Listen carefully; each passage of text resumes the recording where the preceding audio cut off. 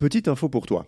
Quand tu crées un programme, tu vas charger en mémoire une longue série de choses parmi lesquelles les fonctions qu'on utilise comme input, round, print, int, float, etc. Simplement parce que ces fonctions sont intégrées à Python. Cela dit, il y a une large quantité de choses que tu peux faire en Python qui ne sont pas chargées par défaut, parce que ces choses ont été créées par un autre développeur, par exemple, qui met simplement son travail à disposition de qui veut s'en servir. Maintenant, pour utiliser ces fonctions, tu vas devoir les importer. Alors, je vais te donner 3 exemples et on va approfondir que le premier. Les 2 suivants viendront plus tard.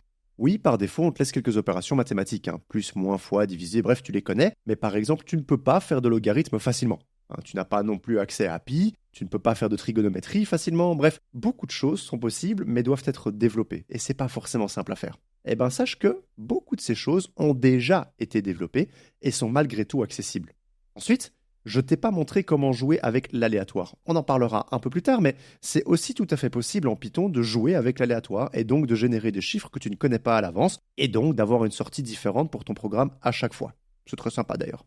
Et enfin, tu pourrais peut-être être tenté de coder un programme qui va chipoter aux fichiers dans ton ordinateur. Et pour ça, tu auras besoin de chipoter directement avec le système d'exploitation. Ça aussi, c'est tout à fait possible. Pour jouer avec ces éléments cachés, on va utiliser ce qu'on appelle un module. Alors, t'inquiète pas, l'objectif même de cette vidéo, c'est justement de t'apprendre ce que c'est qu'un module, ou même comment t'en servir. Un module, c'est jamais qu'une bibliothèque de fonctions, donc une série de fonctions qui sont déjà disponibles pour toi, mais que Python ne va pas charger par défaut parce que souvent c'est très spécifique et que tous les programmes n'en ont pas forcément besoin. Si on chargeait absolument tout, ça prendrait du temps pour chaque petit programme que tu veux créer, et pour une écrasante majorité, ça servirait à rien. Donc, tu peux aller te servir dans les modules dont tu as besoin, ils sont nombreux, et tu peux même en installer d'autres si ça te chante. Mais ça, on va pas le faire tout de suite. Commençons par jouer un peu avec le premier module dont je t'ai déjà indirectement parlé, celui qui te permet de faire des choses liées aux maths. Eh bien, ce module s'appelle le module math sans S. Donc, pour l'utiliser, il suffit que tout en haut de mon programme, je tape import math. C'est cette même ligne qui me permet justement d'importer le module math et par conséquent de m'en servir. Rappelle-toi, un module doit être importé avant de pouvoir être utilisé. C'est une convention de taper les imports au-dessus du fichier de code. En général, c'est le tout premier truc qu'on fait. On importe tout ce dont on va avoir besoin, et ici, c'est bien le module math qui est importé. Si ton installation de Python est correcte, quand tu vas taper math. Après l'avoir importé, tu vas avoir une fenêtre qui s'ouvre et qui te montre tout ce que tu peux faire avec ce module. Alors, tu te rendras vite compte que non, on ne verra pas tout ça parce qu'il y a juste beaucoup trop, mais prenons quelques éléments simples pour te donner des idées de ce qui est possible. Tu peux prendre un arrondi forcé vers le haut avec math.ceil et en plaçant un nombre entre parenthèses. Cette fonction t'envoie l'entier le plus petit possible, attention, on parle donc bien d'un int, qui est plus grand ou égal au nombre que tu as mis entre parenthèses. Donc, si tu mets 3.45 entre parenthèses, tu recevras 4, parce que c'est le plus petit entier qui est plus grand que 3.45.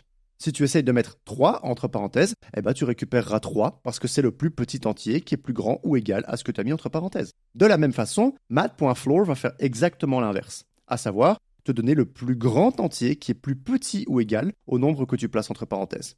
Donc, reprenons l'exemple de 3.45. Ici, il te donnera 3. Et si tu mets 3 entre parenthèses, tu récupéreras 3 encore une fois. Tu peux aussi jouer avec pi et avec e, si tu veux, qui sont des nombres irrationnels, respectivement avec math.pi et math.e. Note que je ne place pas de parenthèses ici parce que ce ne sont pas des fonctions, ce sont des variables préexistantes. La fonction log, qui sert à faire des logarithmes, est déjà développée pour toi. Pas la peine de se prendre la tête, elle existe déjà. La seule chose à retenir pour la fonction log, c'est que le premier élément que tu mettras entre parenthèses sera l'élément dont tu veux le logarithme. Et le second sera en fait la base. Un élément important aussi, c'est que tu as tout le nécessaire pour la trigonométrie. Il y a aussi bien d'autres choses, on ne peut pas tout passer en revue. Alors, je peux que te conseiller de chipoter un peu avec ce module math pour voir tout ce qui est possible. Parce que je t'assure que tu as un monde de possibilités avec ce module. Essaie de te renseigner sur les fonctions que tu ne comprends pas. En attendant, moi je vais te préparer la suite sur le module qui traitera de l'aléatoire. Du coup, bisous, à plus.